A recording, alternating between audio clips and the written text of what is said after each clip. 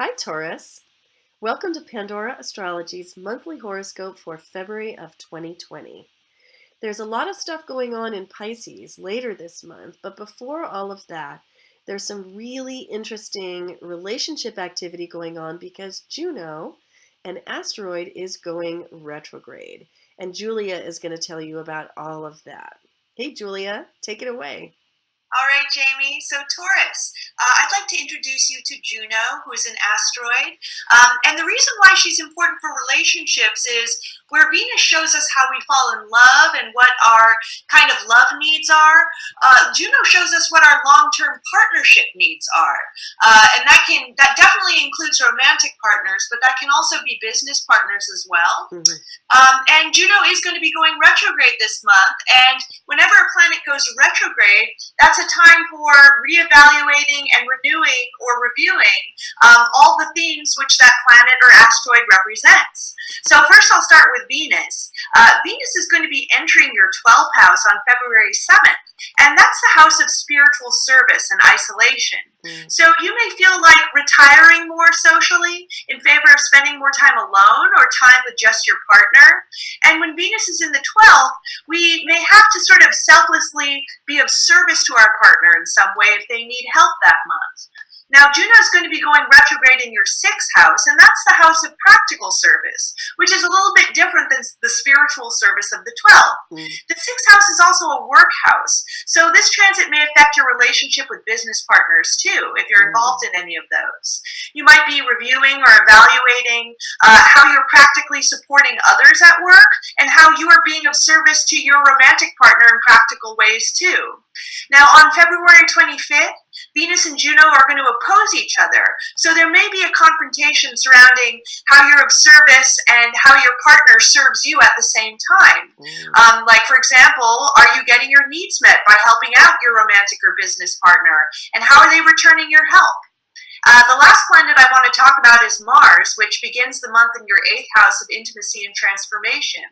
So you could be driven to gain more intimacy in your relationship, and this is usually a very physical and sensual transit.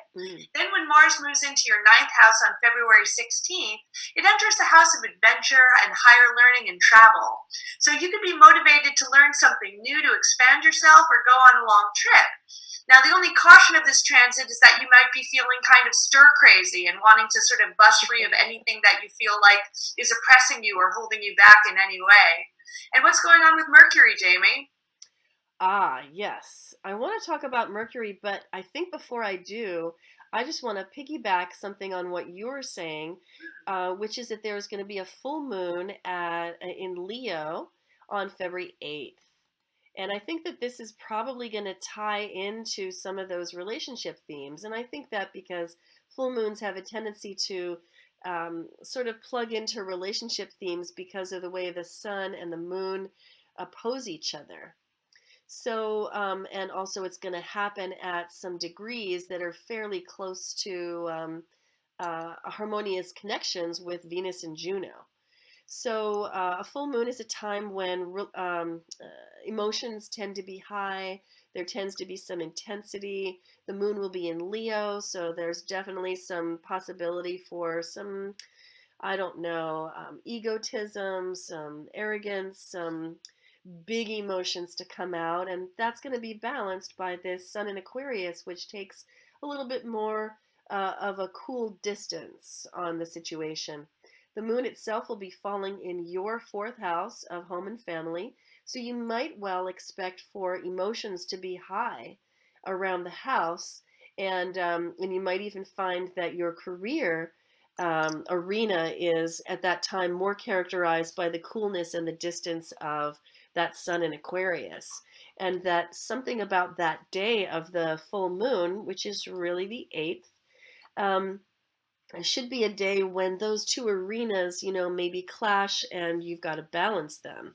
The high emotions, maybe even drama at home, versus the objectivity that you need to be expressing in career. Let's see. So yeah, Mercury activity. Mercury is going to enter Pisces on February 3rd. Let's see that happen.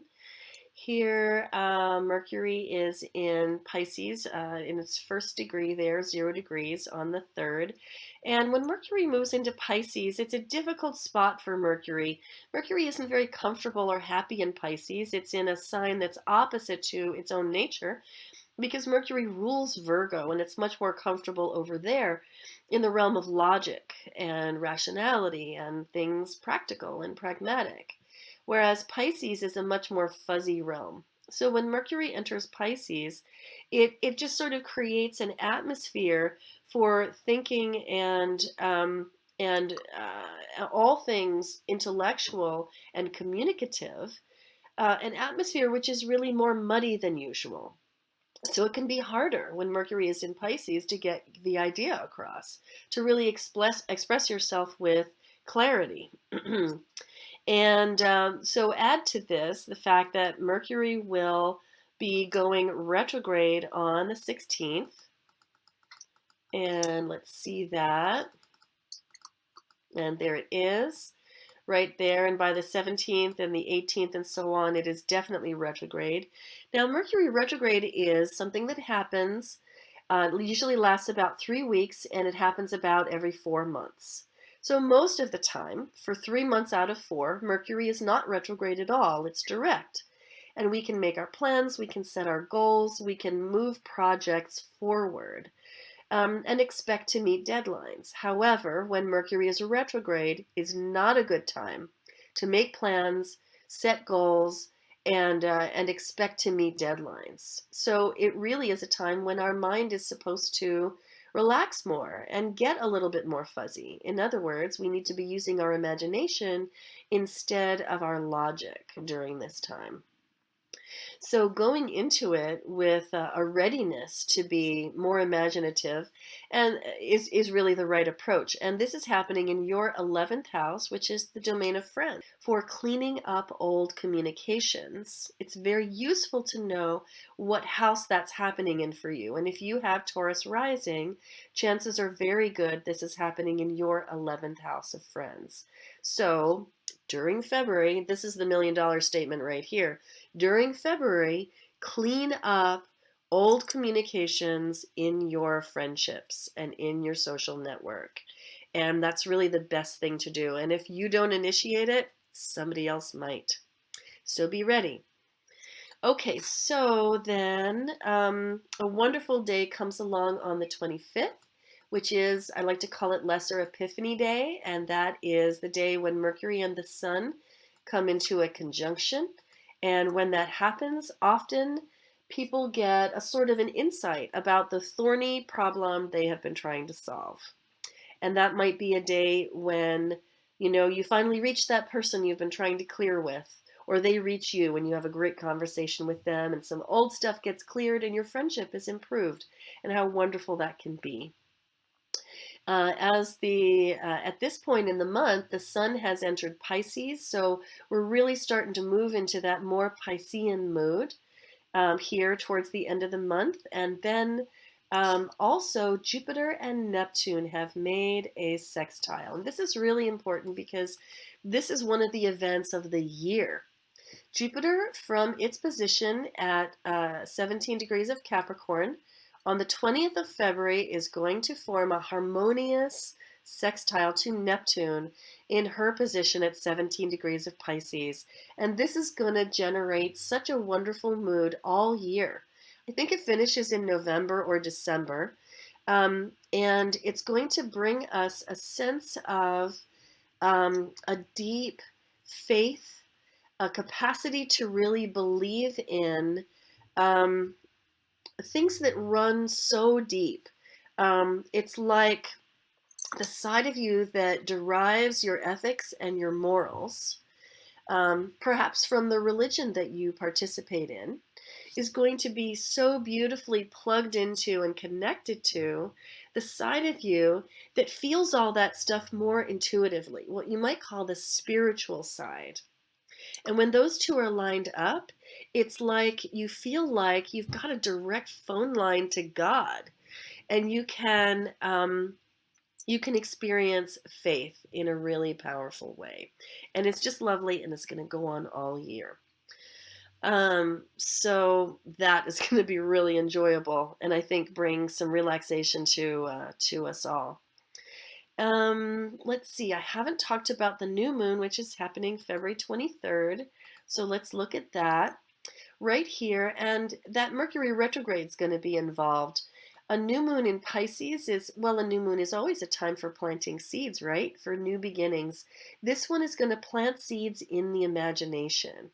So don't expect things to germinate from that are visible right away, but really open up your imagination during that new moon on the 23rd and really for the 3 days surrounding that lunation. So the 22nd to the 24th is a really great time to just let yourself drift and dream and imagine, and then expect that things will germinate from that, not right away, over time. And it's just going to be a wonderful moon for visioning. And I think that's all we have for you. A bit of a longer video today because there was so much to talk about, but we hope you enjoyed it.